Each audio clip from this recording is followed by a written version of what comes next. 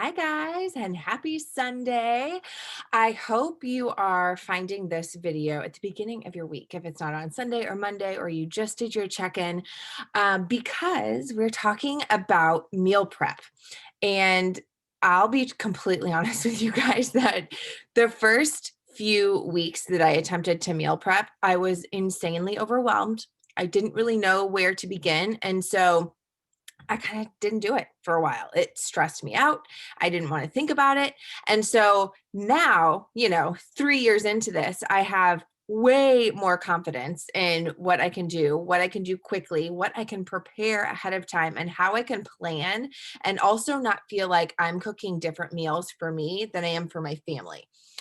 So I'm going to kind of start from the beginning of what I do in my process.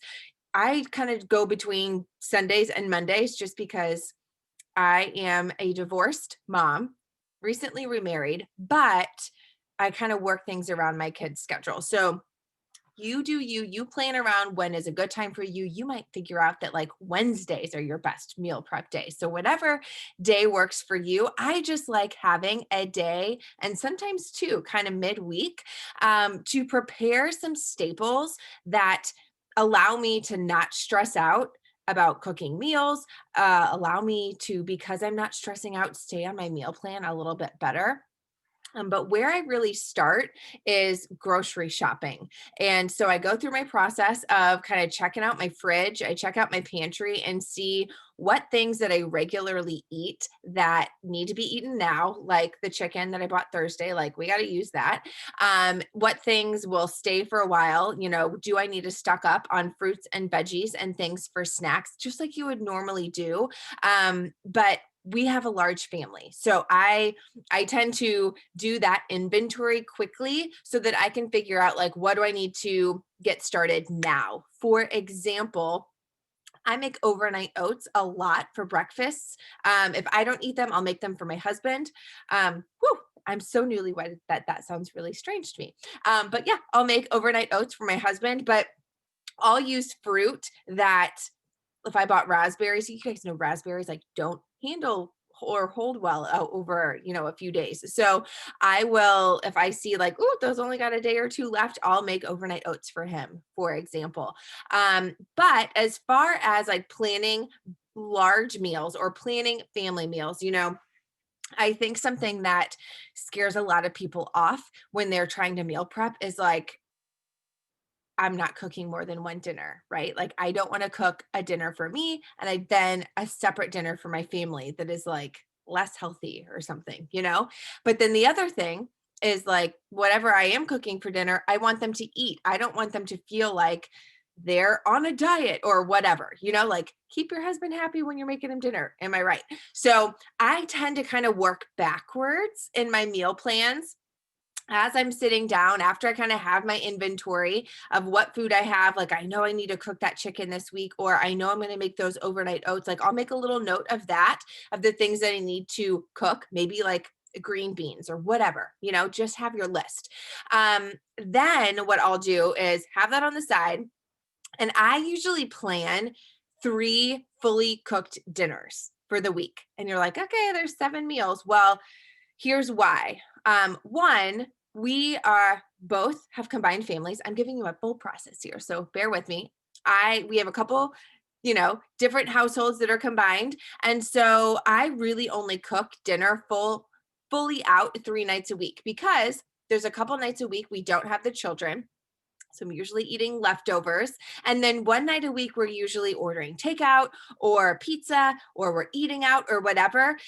And I know that I have enough staples that if I need to throw something together last minute, I can kind of reuse some of those things. So I will usually plan out 3 full meals. Like I know I'm making pho because it's been requested by a 10-year-old. I know I'm making chicken chili because that was requested by my other 10-year-old. And I know that I will be making a spaghetti squash pasta because I have a spaghetti squash that I need to use. So that's where my meals start. Now, for example, I know that um, for the pho, I need to have steak, right? So maybe I cook extra steak to have as a staple for later on in the week that I could use to make steak fajitas or just as a side, as a protein with maybe some rice and vegetables.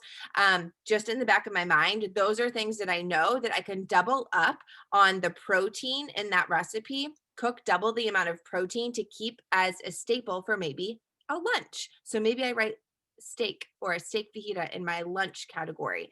The other thing I know is that chicken chili lasts for several days. So I double batch that. Also, I have a vegan in the house. I'm not vegan, but for health reasons, my husband is. So while he doesn't always eat, I say he's a vegan, he eats like 95% plant based and he'll throw in some things every once in a while. But when I'm preparing meals for him, I really try and make them as plant based as possible.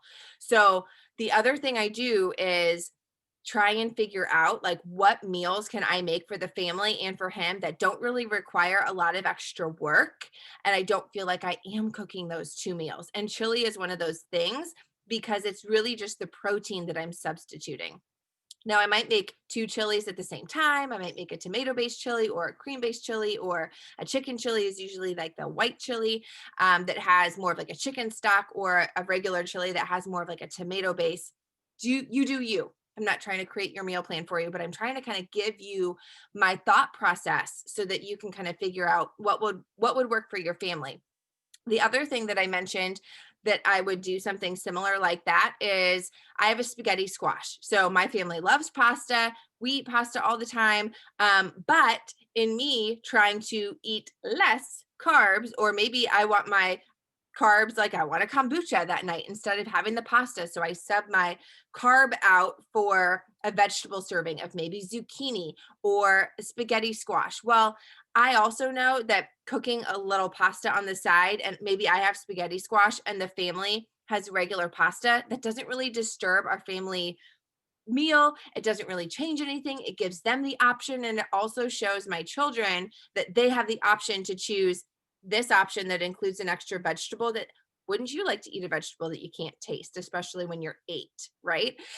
Or maybe they just want the pasta. Now, I do like only use whole wheat pasta, or sometimes I'll use like a pea protein pasta of like bonza beans or whatever. But you do you. So I'll go through and I'll look at those dinner recipes and I'll kind of see like where can I double up things that I could reuse for lunch. Chili is one of them. I already talked about making that pho, which we're making steak pho tonight. Or I'm using like strip steak to make it. The other thing that's really easy for me to make ahead of time is I'll buy like frozen chicken breasts every week, and I'll just bake chicken breasts on Sunday so that I have them for salads or wraps or fajitas, right? So I make those staples that are easy ahead of time. The other thing that I'll usually just have on hand for those quick, easy lunches or things that I don't really have to think about are frozen vegetables. So I have like frozen broccoli, I have frozen green beans. I don't use any canned food just simply out of personal choice. So I have a lot of frozen vegetables. The other thing, like I said, is kind of looking at that stock that I had the week before that maybe I thought I was going to make green beans and I didn't. So I need to make those this week. So sometimes some of my meal prep is just cooking the food that I know I can have in bulk and save and divvy up. Well, I know if I'm cooking those green beans today while I'm making pho, it takes away that extra time even that I need, or that I have like set in my head that I think like, oh, I need to start meal prepping and it takes all day. It sure do not, you guys. Like I probably don't spend more than an hour on Sundays prepping.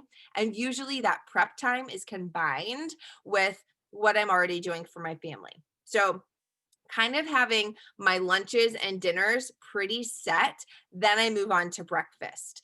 I have pretty much the same breakfast every day. I probably am saying, like, while I'm saying that, I need to change it up, but I know I have like egg whites with vegetables, oatmeal with peanut butter, and a fruit every day for breakfast. So as I'm meal planning and trying to stick to my containers, it's really easy for me to kind of take that planning sheet that you can print off and figure out what am I going to eat every day for breakfast? Here's like, I know what containers are I'm allowed every day. I know what my containers are for my breakfast. I kind of have an idea then for my lunches and dinners that week, or I can kind of piece it together a few days in advance at least. And then I go choose my snacks. Well, I know just from doing this for so long that most of my snacks include like a fruit and a vegetable and maybe a fat or a teaspoon. And what I mean by that is a lot of my snacks are like apples with peanut butter or apples with some cheese, or maybe they are carrots with hummus or cut up bell pepper with hummus.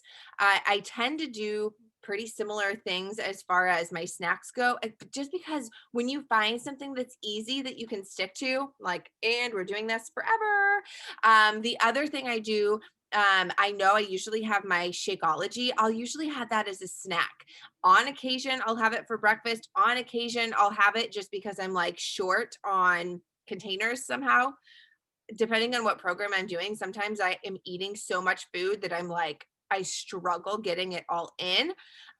If you're doing like an 80-day obsession or the work or one of those like higher volume burning workouts, but I'll usually use that Shakeology to kind of throw in whatever else I need. Like I have an issue getting my fruit in. So I always add fruit into my Shakeology. If you struggle getting your vegetables in, I'll usually add spinach into my shake, ice and water in the shake, and that's it. Like it's very, very easy. And I try and keep it as simple as possible. If you are someone that has really early mornings and you're trying to plan ahead things, some things that are really easy to make: overnight oats. I make those for my husband, like I said, almost weekly. I make ahead egg cups. I've even made vegan egg cups for him before. I buy this stuff called Just Egg. It's actually, I think it's made from beans, but I use it in place of cooking with eggs, baking with eggs, any of the things. Like I use it as an egg replacement. Those are really, really good. They're also, egg cups are really good if you're following a timed nutrition program that you need to have a protein early in the morning, because who wants to make eggs at like 5 a.m.? Nobody. So that's another thing that I'll do to plan ahead. But really, that's it, you guys. I keep it as simple as possible, and I make ahead things that I know I can transfer into any recipe. Like with the chicken, you can throw it on a salad, you can throw it on a wrap. I've like shredded it up to make chicken salad before last minute. Whatever I am making, it's things that I can prepare within like 5 or 10 minutes after it's prepped, because I'm busy. Who isn't busy, right? Like I don't want to be cooking all day long. Also, virtual schooling over here. So a lot of the things that I make ahead of time or that I'm creating for leftovers are things that the kids can get and reheat themselves, so that I'm not cooking in the kitchen all day. But I hope that was helpful for you guys. Let me know as you are working through your meal prep, as maybe this week or maybe you try it next week, whenever it is. It's constantly going to change as far as, you might discover food that you like prepping. You might discover things that are easy for you. You might discover things that are like a pain to make and you don't want to do them. But whatever you try, let me know what recipes you try. If you're trying any of those that I'm providing in those weekly meal plans, that is it. I will see you guys in the group. Have a good week, guys.